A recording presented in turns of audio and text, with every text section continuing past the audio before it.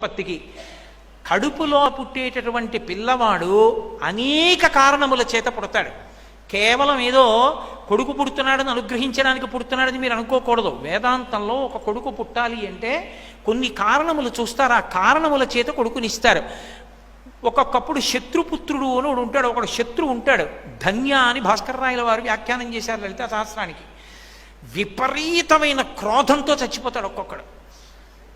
ఇప్పుడు అనురక్తి ఉంటే మనస్సు వాళ్ళ మీద ఎలా నిలబడుతుందో కోపం ఉన్నా అలాగే నిలబడుతుంది. వాడండి వాడండి అని తలుచుకుంటూనే ఉంటుంది. అంత కోపం ఎవడి మీద ఉండిపోయింది అనుకోండి, వాణ్ణే తలుచుకుంటూ చచ్చిపోయాడు అనుకోండి, వాడిని బాధ పెట్టడానికి వాడి కడుపున కొడుకు అవుతాడు. నాన్న ఎతి అంటే వాడు పెతి అంటాడు. వాడు కూర్చో అంటే నేను నించుంటానంటాడు. నువ్వు ఇక్కడ చదువుకో నేను హాస్టల్లో ఉంటానంటాడు. నువ్వు ఇంజనీరింగ్ చదువు నేను డాక్టర్ అవుతానంటాడు. నువ్వు ప్యాంట్ వేసుకో నేను నిక్కర వేసుకుంటానంటాడు. నువ్వు క్రికెట్ ఆడు నేను హాకీ ఆడతానంటాడు. నువ్వు వంకాయ కూర తినరా నేను బంగాళదుంప తింటానంటాడు. తండ్రి ఏది చెప్తే దానికి వ్యతిరేకం. మీరు లేరా లోకంలో కొడుకులు తండ్రులు ఎందరో ఉన్నారు. అన్నీ బాగానే ఉంటాయి కానండి, ఏమిటో వాడు మాట విండండి, ఈవిడ ఇప్పుడు శత్రువు అండి బాబు, నాకు అసలు ఒక్క మాట విండవాడు అంటాడు. శత్రువు కొడుకుగా వస్తే ఆ పగ తీర్చుకుంటాడు బాధ పెట్టి తండ్రిని. పుత్ర వ్యామోహం ఏమీ చేయలేడు, వదులుకోలేడు. శత్రువునంటే వదిలేడు, వీడిని ఎలా వదులుతాడు? శత్రువు కొడుకుగా వస్తాడు. రుణం తీసుకుని ఎగ్గొడితే కొడుకుగా వస్తాడు. నేను ఎవరి దగ్గర ₹1,00,000 పుచ్చుకుని ఎగ్గొట్టేశాను అనుకోండి, వాడు కొడుకుగా వస్తాడు. వచ్చి ఈ ₹1,00,000 ఇస్తాడని ఎదురు చూసి, ఆయన ఎదురు చూడకుండా అమ్మాయ ఇచ్చాను అంతే చాలా, ఆయన పుచ్చుకున్నారని వెళ్ళిపోతే పర్వాలేదు. వాడు 1,00,000 తిరిగిస్తాడని ఎదురు చూసి ఆ ₹1,00,000 నేను ఇవ్వకముందే ఆయన వెళ్ళిపోయాడు అనుకోండి, ఆ ₹1,00,000 ఆయన ఇవ్వలేదు, ఎప్పుడు ఇస్తాడో నాకు ఇవ్వనే లేదు, ఇంకేం ఇస్తాడులే అనుకుంటూ పోయాడు అనుకోండి, వాడు కొడుకుగా వచ్చి ₹1,00,000 అయ్యే వరకే ఉంటాడు ఇంట్లో.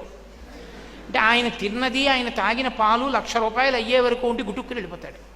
అంటే పరిపూర్ణమైన ఆయుర్దాయంతో ఉండడు. కళ్ళ ముందు కొడుకు ఎదిగొచ్చిన వాడు వెళ్ళిపోయాడండి అని ఏడుస్తాడు తండ్రి.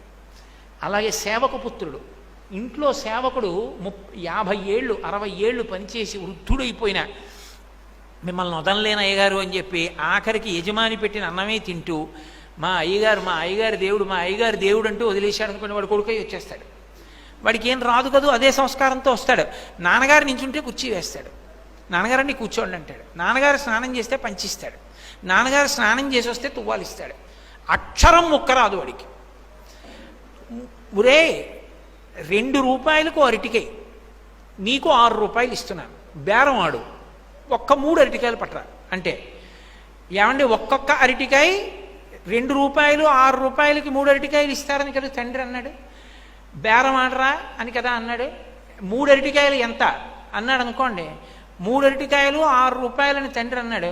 ఒకవేళ వాడు బాబు ₹5కి ఇస్తాను అన్నాడు అనుకోండి, ఒక్కొక్కటి ₹1.5కి తీసుకో అన్నాడు అనుకోండి, బేరం ఆడమన్నాడు తండ్రి, ఏదోడు బేరం ఆడాలి, నాకు అనవసరం ₹5 ఇస్తావా 3 అంటాడు.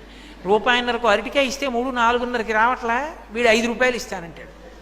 పట్టుకెళ్ళు సంతోషం అని 5 ఇచ్చుకుని 3 ఇస్తాడు. ఇంటికి వచ్చి తండ్రికి చెప్తాడు, నాన్నగారు వాడు ₹1.5 అన్నాడు, నేను ₹5కి 3 ఇమ్మన్నానండి అంటాడు. సేవక పుత్రుడు. నేను పుట్టిన కొడుకులందరూ ఉద్ధరించడానికి పుట్టిన వాళ్ళు గారు, ఎవడో ఒకడు ఉంటాడు, వాడు నిజపుత్రుడు. వాడు తండ్రితో కలిసి అన్నం తింటాడు, తండ్రితో కలిసి పడుకుంటాడు, తండ్రితో కలిసి సంధ్యావందనం చేస్తాడు, తండ్రితో కలిసి తిరుగుతూ ఉంటాడు, తండ్రి అభ్యున్నతి కొరకు పాటుపడతాడు, తండ్రి కాళ్ళు పడతాడు. ఆఖరణ తండ్రి తల తన ఒళ్ళో పెట్టుకుని భగవన్నామని చెప్తూ తండ్రి వెళ్ళిపోవడానికి కారకుడవుతాడు. వాడు నిజపుత్రుడు. వాడు కొన్ని జన్మల తపస్సు ఉంటే కానీ కలగడు అని. వాడు ఉంటాడు కర్మపుత్రుడని. వాడు పుడతాడు, మామగారి ఇంట్లో చదువుకుంటాడు, ఆ తర్వాత హాస్టల్లో చదువుకుంటాడు, ఆ తర్వాత అమెరికాలో చదువుకుంటాడు, ఎప్పుడో ఒకసారి వస్తూ ఉంటాడు, ఆ తర్వాత ఉద్యోగానికి వెళ్ళిపోతాడు. ఆఖరణ తండ్రి 2 రోజులు ఐస్పెట్లో ఉన్న తర్వాత వచ్చి అంత్యేష్టి చేస్తాడు. వాడు కేవలం కర్మపుత్రుడు. అందుకని ఒక్కొక్కడు ఒక్కొక్క రకంగా వస్తాడు. కొడుకులందరూ కొడుకుడు కాదు అని శాస్త్రవాక్కు. అందుకే